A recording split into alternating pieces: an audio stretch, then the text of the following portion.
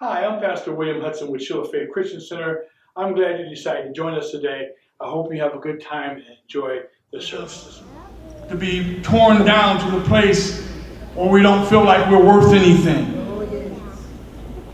Some neighborhoods, children feel so neglected that they will run to anybody that says you're important. That's why there was a period of time when there was an explosion in the gaming world. It wasn't because of violence. Yeah. It was because of love. Right. Say, preacher, that doesn't sound right. Young men who felt completely separated from life because families were being torn apart. They felt alone and all by themselves. Would run to other young men, and just so that they can feel like they were apart, they would literally go and kill somebody or beat somebody down just because they wanted to receive love. Right. Our nation is struggling right now. We have different kinds of programs on. We have shows that try to make you laugh. It's difficult to laugh when you look at the reality of life. Come on. And then we have programs or reality shows that show us the extreme side of reality, fussing and cussing, arguing, fighting. And there doesn't seem to be any peace.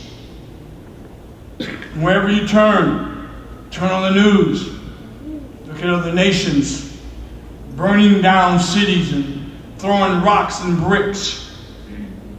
I hate to bring this kind of message to you this morning. I know it's Mother's Day, but I want you to understand what the mothers are really up against.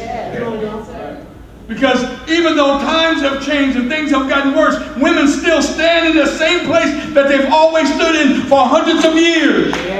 The place of responsibility to raise kids in the environment that they're in.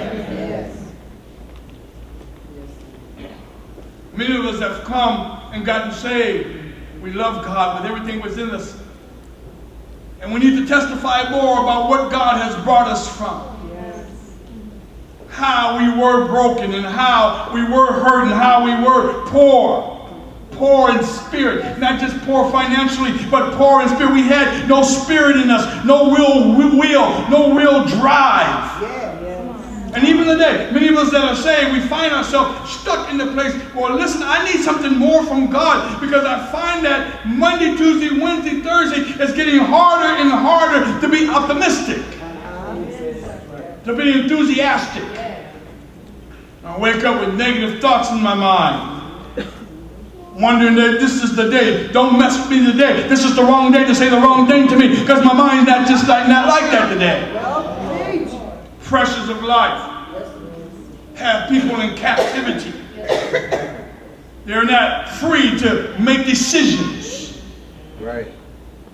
They're bound by other people's attitudes toward them. How you feel about me is how I decide I'm going to be. Because I have not yet grabbed a hold of the fact that God created me in greatness. That when He made me, I was great. That my greatness has nothing to do with what I do or what I don't do. My greatness is based on the fact that I'm made in the image of a great God. But we wrestle because we have not really grabbed a hold of that, because my hair is not long enough, or I'm not light enough, or I'm not dark enough, or I'm not smart enough, or I don't speak well enough, or I don't have this and I don't have that. And so we degrade our own selves. Preach, preacher. The Lord says, I come to set captives free. Yes, sir. Those that are confined can't get out. How hard is it to hug? For some people, it's the most difficult thing in life. They can fight. Oh yeah.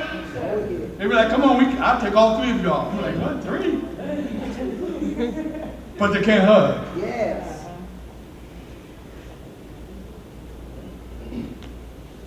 How difficult is it to show love? Captive.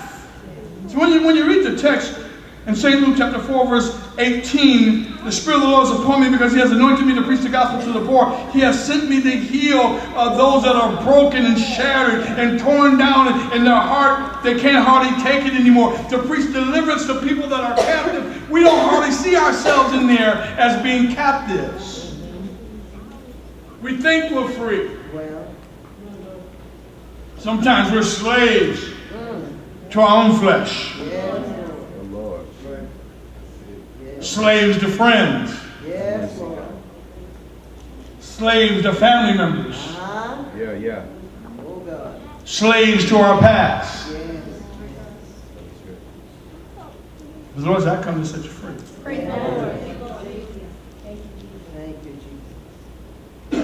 The gospel is good news. It's the good news of liberty and sight and healing. Those are the three things that are necessary for you to grow in God. You need God to shake you free from everything that's holding you bound. Every weight, every sin, every thought, every negative word that was ever spoken to you. You need God to break that thing off. And to give you spiritual insight so you can see what God sees about you. So you can see what the enemy's trying to do. So you can see what God is trying to do. So you can see spiritual things and have a better understanding of natural things. And then we need healing. Healing in our soul. Healing in the deep places that no one else knows about. And we all got some dark places. Some of us done some sins that we are definitely ashamed of. And it doesn't matter how hard a person's heart gets, that shame is still down on the inside. And you try to mask it, and you try to press it down, and you try to act like everything's all right. But God says, listen, I am a God that comes to